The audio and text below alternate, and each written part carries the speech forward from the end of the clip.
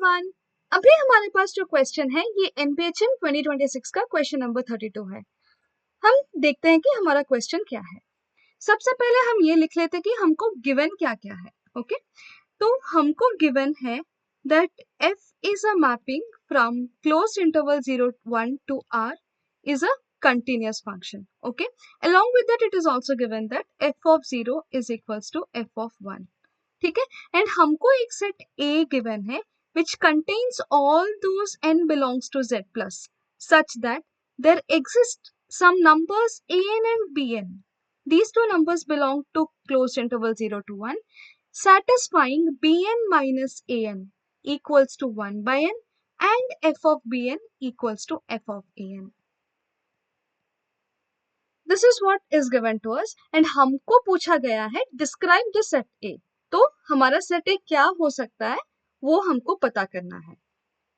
हम सबसे पहले इस सेट ए पर थोड़ा गौर करते हैं। ए में क्या है? It contains all those positive integers n belongs to z plus such that there exist some numbers n and bn which satisfies these conditions. वो कंडीशन क्या है? that bn minus an equals to 1 by n. इसका मतलब क्या हो गया? bn is equals to an plus 1 by n. ऐसे हम लिख सकते हैं। along with that we also need f of bn equals to f of an. f of bn क्या है? f of an plus 1 by n is equals to f of an. तो इस set को हम कैसे रिराइट कर सकते हैं? that a contains all those positive integers such that there exists an element an belongs to the closed interval 0 to 1 such that f of an plus 1 by n is equals to f of an. इससे हमारा काम थोड़ा आसान हो गया। ठीक है, अभी इस सेट को देखते वक्त इतना तो हम क्लियर है that A is a subset of Z plus. In our simple language हमको समझने के लिए हम ये लिख सकते हैं that A is the subset of all natural numbers. ये हमारा पहला इनइक्वालिटी बन गया। बट अभी सवाल ये है कि हम कोई भी नेचुरल नंबर n ले तो क्या वो A में बिलोंग करेगा? That is our question now we are going to address.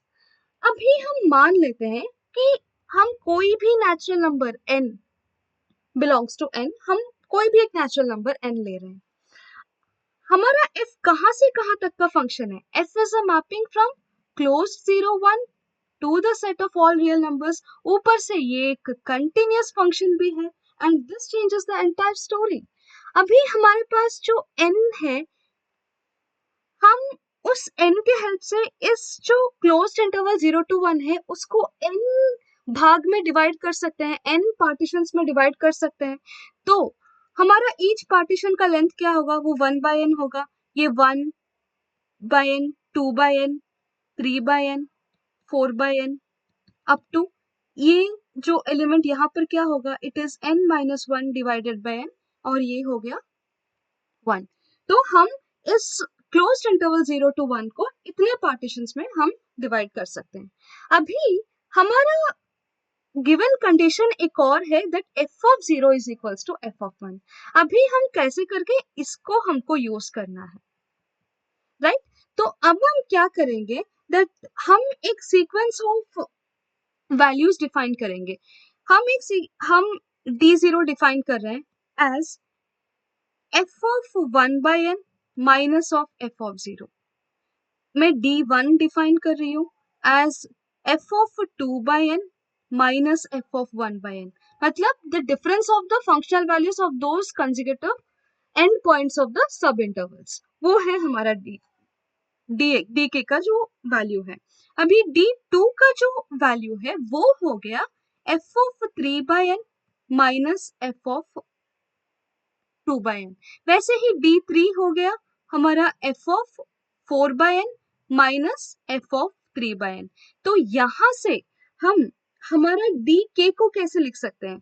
We can say that dk is equals to f of k plus 1 by n minus of f of k by n, right? ऐसे लिख सकते हैं हम हमारे dk को। वो ये dk का जो वैल्यूज है वो कहां तक जाएगा? dn minus 1 तक जाएगा, because what is a dn minus 1?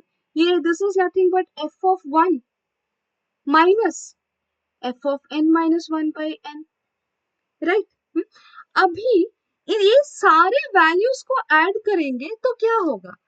अब इसको अगर हम ऐड किए तो d0 plus d1 plus d2 plus d3 up to dn-1, ये सारे वैल्यूज को ऐड करेंगे तो आप देखना कि ये जो टर्म है f of 1 by n, f of minus of f of 1 by n, ये दोनों कैंसिल हो गए। वैसे ही f ऑफ 2 बाय n और minus of f of 2 by n हो गया, f ऑफ 3 बाय n और minus of f of 3 by n, ऐसे सारे कैंसिल हो गए। जो बाद का टर्म्स है, जो बाद का टर्म्स है वो सब कैंसिल होते जा रहे हैं, राइट। अगर हम dn-1 में देखें तो जो बाद का टर्म है मतलब f of n-1 bye n है, ये वाला टर्म उससे पहले के साथ वो कैंसिल हो जाएगा, राइट। तो बचेगा क्या? अभी dn-1 से जो f ऑफ 1 है वो f ऑफ 1 आ गया, एंड शुरू में ये माइनस f ऑफ 0 है, f ऑफ 0 को तो कहीं कैंसिल होने का मौका ही नहीं मिला, राइट। तो ये हो गया f of 1 minus f of 0, and हमको गिवन है f of 0 equals to f of 1, तो ये वैल्यू हो गया हमारा 0। तो अभी क्या हुआ दैट समेशन जो k इक्वल्स टू 0 से n-1, ये जो dk, ये जो वैल्यू है दिस इज इक्वल्स टू 0 हो गया, राइट। तो जब ये पूरा सम 0 हो रहा है तो what are the possibilities of the values of dk, वो चीज हम देखने वाले हैं। अभी ऐसे भी हो सकता है कि कोई एक वैल्यू ऑफ के लिए हमारा डीके 0 हो, या तो ऐसे भी हो सकता है that for all k belongs to 0 to n-1 dk non zero हो, ये एक पॉसिबिलिटी है। और दूसरा पॉसिबिलिटी क्या है कि इसी का उल्टा, इसी का नेगेशन क्या है, that there exist some k such that dk is equals to 0। हम सबसे पहले ये सेकेंड पॉसिबिलिटी को देख लेते हैं, ठीक है। तो हम एक केस 1 बना रहे हैं। What is our case 1? दैट देयर एग्जिस्ट k which lies between 0 से n-1 such that our dk is equals to 0। जब ऐसा हो रहा है तो what is our dk? dk is nothing but f of k plus 1 divided by n minus of f of k by n, right? तो इसको हम कैसे लिख सकते हैं? f of k plus 1 by n को हम लिख सकते हैं as f of k by n plus 1 by n minus of f of k by n, right? And हमको बोला जा रहा है that this dk is 0 because the first case what we are assuming is there exists some k such that this dk is 0, कोई तो एक k है ऐसा। तो अगर ये 0 हो रहा है तो क्या हो गया यहाँ पर? f of k by n plus 1 by n, this is equals to f of k by n, right? तो अभी इस k by n को ले लो कोई एक नंबर an। जब ऐसा हुआ तो क्या हुआ that f of an plus 1 by n equals to f of an। तो अभी हमको क्या मिला that if there exists some k such that dk is equal to 0, then we have a number an, and where does this an come from? This an comes from the closed interval 0 to 1 such that f of an plus 1 by n equals to f of an, right? तो यहाँ पर हमको मिल गया when we have a k such that dk equal to 0। But अभी सवाल ये है कि is it always necessary that हमको हमेशा एक k ऐसा एग्जिस्ट करेगा? जरूरी नहीं है। ऐसा भी तो हो सकता है कि हमारा जो dk का वैल्यू है वो नॉन जीरो हो हर एक वैल्यू ऑफ k के लिए। तो उस केस में क्या होगा अभी वो देख लेते हैं। अभी जब dk 0 हुआ तब तो हमको एक ऐसा नंबर an मिल गया, but what if dk is non zero for all k lying between 0 से n-1? We are going to see that. So case 2 है हमारा dk is non zero for all k lying between 0 से n-1. Okay, and हमको क्या मिला था? That summation k equals to 0 से n-1, ये जो dk है इसका value equal to 0. That's why we had reached, and k हमारा वैरी कर रहा है 0 से n-1 तक. एज dk नॉन जीरो है, तो अभी आप खुद सोचिए, क्या हर एक वैल्यू ऑफ k के लिए ये dk हमेशा पॉजिटिव हो सकता है क्या? Can this dk be positive for all k between 0 से n-1? Is it possible? अगर ऐसा हो तो क्या हो जाएगा? इसका जो सम है वो भी पॉजिटिव होगा, वो तो हमको एक कॉन्ट्रडिक्शन मिल गया. वैसे ही if dk is negative for all k lying between 0 से n-1, then the summation dk will be strictly less than 0, जो कि ये भी एक कॉन्ट्रडिक्शन है. तो इसलिए क्या होगा?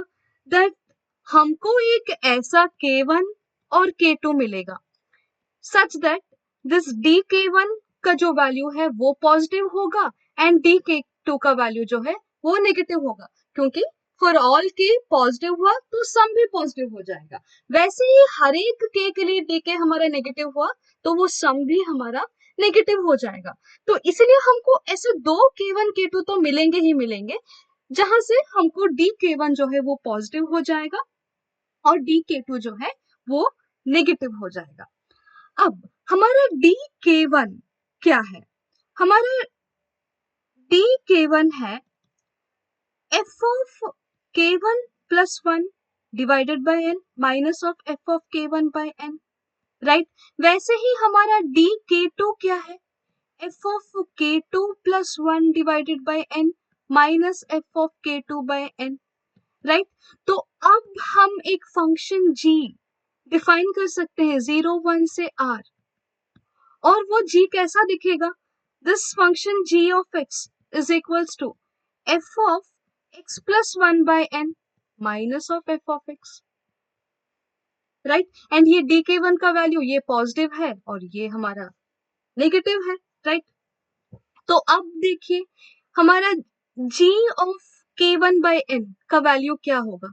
g of k1 by n, अगर हम g of k1 by n देखेंगे तो ये हो गया f of k1 plus 1 by n minus f of k1 by n. ये वैल्यू तो हमारा पॉजिटिव है, राइट? वैसे ही अगर हम g of k2 by n का वैल्यू देखेंगे, वैसे ही अगर हम कंप्यूट करेंगे तो हमको क्या मिलेगा? f of k2 plus 1 by n minus of f of k2 by n, right? अभी ध्यान देने वाली बात ये है that this function g, it is a continuous function.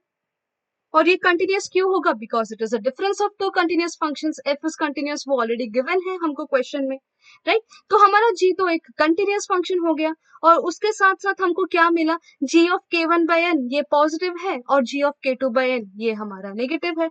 So G of k1 by n multiply to G of k2 by n ये हो गया हमारा negative. along with that g is a continuous function. अब बुला दो IVP को बीच में, इससे हम क्या बोल सकते हैं? there exists some alpha belongs to, अभी k1 by n और k2 by n में कौन छोटा है कौन बड़ा है वो तो हम नहीं जानते, बस इतना जानते हैं कि that k1 और k2 is not equal to k2, k1 is not equal to k2, this is what we know. So there exists some alpha belonging to k1 by n, k2 by n, और अगर k2 by n छोटा हुआ तो alpha belongs to k2 by n, k1 by n, such that this g of alpha is equals to 0, right? g of alpha is equal to 0 का मतलब क्या हुआ? that f of alpha plus 1 by n is equals to f of alpha, right? अभी इस alpha को ही हम an मान लेते हैं, और ये an ये सीक्वेंस नहीं है, ओके? ये an ये सीक्वेंस नहीं है, अल्फा एक नंबर है बस. क्वेश्चन में जहां पर an लिखा गया है वहां पर you should not gate confused with the sequence an. यहाँ पर हम एक अल्फा इक्वल्स टू an की बात हो रहा है, okay? So alpha equals to an हम ले लेंगे तो हमको क्या मिला, there exist a n such that f of a n plus 1 by n equals to f of a n. और भी अगर हम आगे करने का मन हो तो इस ए एन प्लस 1 बाय एन को हम ले लेंगे बी एन, जो कि गिवन है क्वेश्चन में। A N minus B N हमारा 1 बाय एन है, राइट?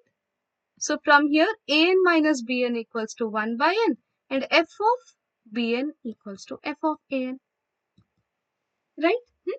तो अभी तक हम क्या किए हैं, that हमारा जो सेकेंड केस में भी ये कंडीशन ट्रू हो रहा है, जो कंडीशन गिवन था क्वेश्चन में, that on the set A, ये जो कंडीशन गिवन है वो ट्रू हो रहा है, right?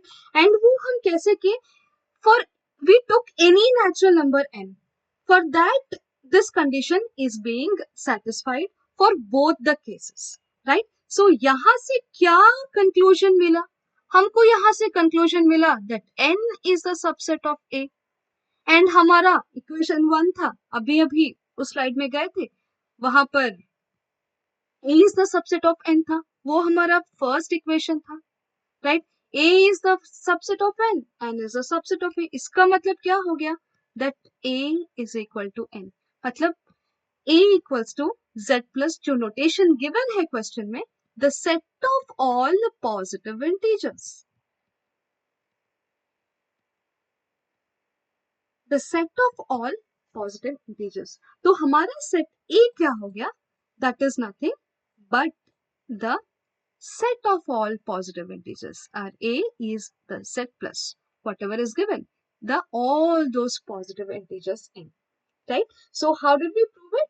It is already well known and it is being given that A is the subset of n, ये तो हमको given है, and हम उसका converse prove कर दें that n is the subset of A, and एक roughly एक summarize कर दे रहे हैं, n is the subset of A कैसे हुआ, हम कोई भी एक नेचुरल नंबर n लेंगे तो उसको हम पार्टीशंस में उसको हम पूरा इंटरवल को हम डिवाइड कर दिए, then we use the given condition. मैं लाना चाहती थी f of 0 equals to f of 1, we had to use this condition, and इसको हम difference of the end points of the sub intervals के फॉर्म में हम एक्सप्रेस करते करते गए, एंड जब हम इसका सम लेंगे वो हो गया f of 1 minus f of 0 equal to 0, right? तो एज ये सम हमारा 0 हो रहा है तो दो चीजें पॉसिबल है, हर एक के लिए हमारा डी के नॉन जीरो है, या तो हमको एक के एग्जिस्ट करेगा जहां पर डी के इक्वल टू 0 है। हम केस 1 और केस 2 दोनों में, केस 1 में तो सीधा सीधा आ गया, राइट? एंड केस 2 में हम इंटरमीडिएट वैल्यू प्रॉपर्टी को यूज करके हम दिखाए हैं that there exists a number an which satisfies the given property, right? So whenever we see questions that there exists some number which satisfies this kind of conditions and all, the first thing what should strike in our mind is the intermediate value property। बस हमको ये सोचना है वहां पर कि उसको use कैसे किया जाए। Okay, I hope you all enjoyed solving this question. अगर ऐसा कोई और क्वेश्चन से जो आप चाहते हैं कि मैं डिस्कस करूं, please let me know in the comment section with the exam year and the question number. Thank you everyone.